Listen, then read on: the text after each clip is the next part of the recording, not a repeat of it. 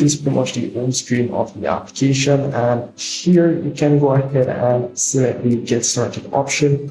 Once you select the get started option, it will just show you pretty much preview, nothing much. You can just tap on the continue option, and as well it will show you your subscription as it relates to once you have purchased your subscription and pretty much what you're getting, as you can see already of a yearly subscription and a weekly subscription and everything that you're getting with your subscription. Anyways, you can just go ahead and tap on this option at the top here, X option.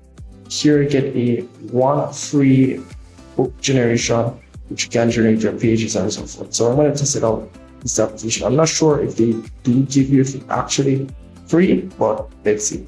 Anyways, you can go here at the top, as you can see, a lot of styles here which you can select. Some of them you may have the lock icon on them, so you're gonna need a subscription to pretty much be able to access those. So the ones without the lock options, you can use those. So I'm just gonna select the comic book option here, and as well go down here. It will say bring your story to life unique characters. You can just tap on the plus icon here to pretty much add your character. So what you need to do is pretty much upload your image of yourself that you want to add in your comic book, and as well your name and as well your gender, as you can see here. Once you have done that, tap on the save character option and you're pretty much good to go.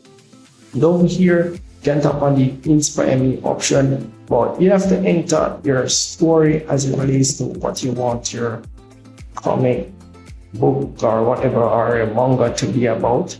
You have to write the details down here, and then you can tap on the inspire me option and it will just generate something even greater than what you have entered.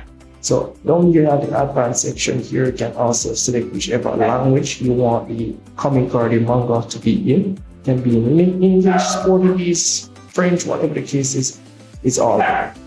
Once you have generated anything, you can go ahead in your history section and pretty much find everything that you have generated on the application. So that's really pretty much it. And if I miss anything at all, let me know in the comment section. That's gonna be. See you in the next one.